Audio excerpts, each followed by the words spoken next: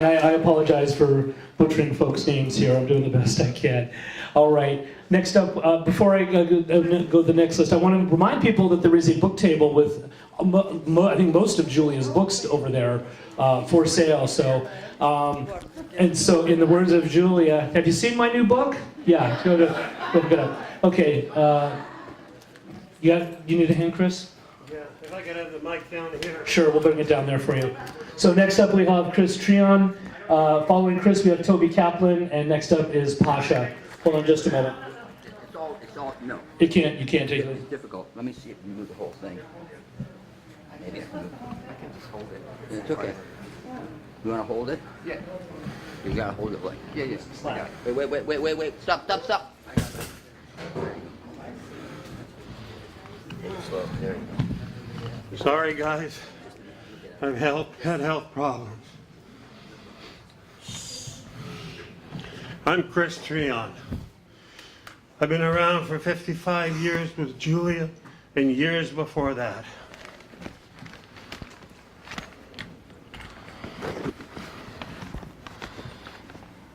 Let me catch my breath. Broken mirrors for Julia. Julia died, and our mirrors are broken. Mirror, mirror on the wall, who's the greatest of us all? Ah, vanity, vanitatis. Julia died, and we look for ourselves on the blackened fragments, mirror shards of inward visions. Who are we now? What are we now? Did we ever write anything our own? We stumble blind, white canes waving like swords of desperation, blind to poetic truths. We are like drunks fumbling for our car keys so we can drive out of this sad, empty void left by the death of the reality we all lived for. Those late night phone calls, not just about poems, but about our lives, our subtle, puerile tragedies magnified by ego until Julia's mirror made us see ourselves, and the tears did stop and the fear did cease. Julia, Julia, on the wall of immortality, what's to become of us now? We are all orphans, pining for our mother, which is and always has been the word of poetry, the word of love, the word of life. Yeah.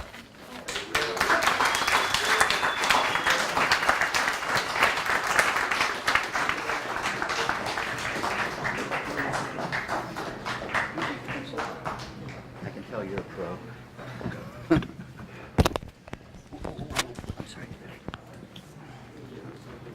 All right, thank you, Chris. Okay, next up we have Toby Kaplan. Toby will be followed by Pasha, and Pasha will be followed by Sparrow 13. All right, please give a big hand for Toby Kaplan.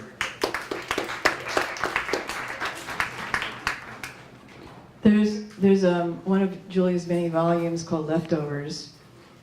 I was a young poet and publisher in the late 70s when I met so many of you, and we're all still recognizable, which is really good. As I like to say, you that get older, you don't. I'm blessed. I'm blessed to have you. So, you know, everybody knows Julia's story. Hi, Toby, nice to see you. You're writing poetry about my book. And then she would say, I really like your poems. You should get a book published. And I say, no, Julia, you're the one in the family that hustles better than me. I have a lot of Berkeley poems, but I'd like to share a couple with you if I could. The daily drone of street traffic she could hear from the morning. She spit through her teeth at the notes of pages around her keyboard, clicking. Computers murmur information. Her mind was not on work. The machine displeased her. She despised all the emptiness she could dig out of the guts of the world that wouldn't feed. She heard her galoshes in the corner sag. Nothing was in place. The voices of busy co-workers lifted her out of the office chair, bird call, cows, and children in a yard, crunchy gravel and glorious mud. The splash of ochre sky, her feet, light as laughter. The doorway was now cluttered, and others from the office were asking her, join them, it's lunchtime. She could leave her file on the desk later. They drifted into their raincoats. Some had scarves and hats. No one had ugly rain boots like hers. They opened the elevator and emerged, a wave curling over the street and gray sky quivering overhead. She was immersed in the notion of dreading to have to go back to work, afraid it would never end. They chose a restaurant nearby where some men ordered drinks from the bar and people sat on stools, elbow to elbow, waiting on tables, hungry and friendly, in the smoky dark of clinking glasses. Her thoughts, her own silence. She looks at her galoshes and didn't remove her coat. After lunch, a slice of light through mist. They turned the corner, they watched her cross the street. She bent over blossoms at a flower stand, and colors burst into moist air and refreshed, drops of rain kissing the petals. When I saw Julia I was inspired to go visit Julia. Thank you, Jack, so much for posting that. Jack posted his visit to Julia, so I went to go see her. And she looks at me and she says, you look familiar. And I said, it's Toby, Julia. And she says, goddamn, Toby Kaplan. One morning, a woman leaves her house, carrying some of her things in plastic grocery bags. She wears an old coat and tattered house dress. She had enough. She had a neat lawn and trimmed trees, a big house and people who cared, but that was no longer what she wanted. She looks back at the house, at the dream she walked out of, and the people still sleeping inside. She turns towards the house, as if it might explode.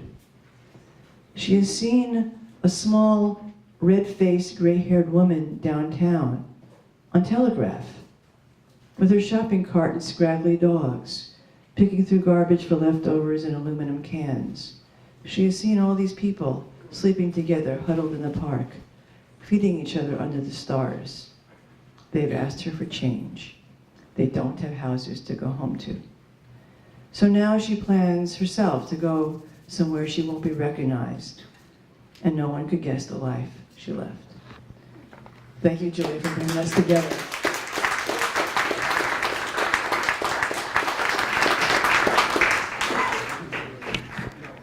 Hi, it's great to see everyone here. I'm Jennifer Joseph, and I ran a series called The Paradise Lounge for a long time.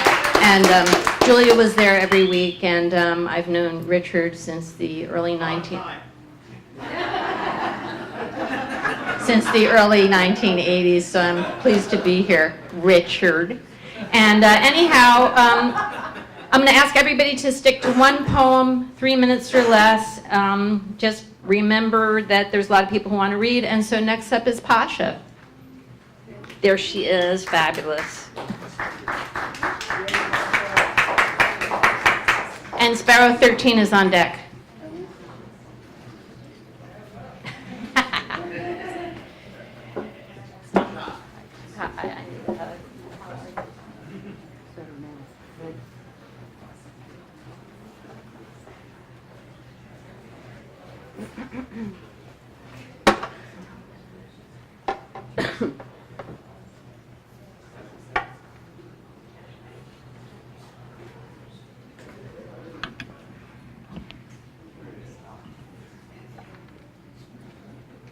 I'm going to do a song that Debbie asked me to do. Our friend Cecilia Kuhn wrote this song. Cecilia passed in 2017. It's called Shine Your Light. And she wrote, it turns out that all of our atoms and cells and our molecules are made of stardust. So we came from the stars, and someday we'll go back to the stars.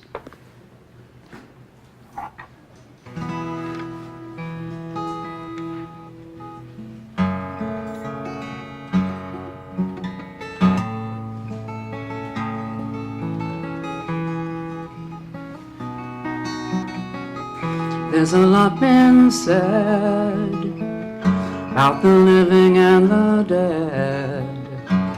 There's a lot been sung about the old and young. People come and go, that's all we know. And in the end, we want them back again. But when it comes down to the soul's dark night, remember who you are and shine your light.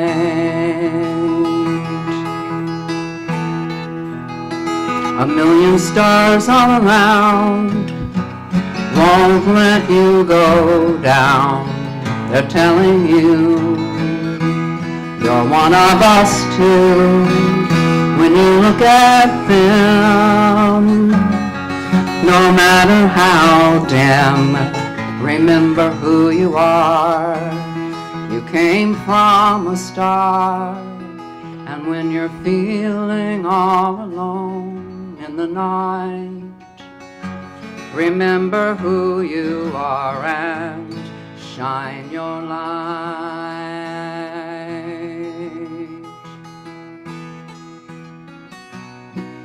This is something we've all known, what it's like to be alone. This is something we all share. If you need me, I'll be there. So take my hand and make a stand. You can sing the blues, but it's for you to choose. I can't tell you how. There's no answer now. There's no going back to the void so safe and black. I'm called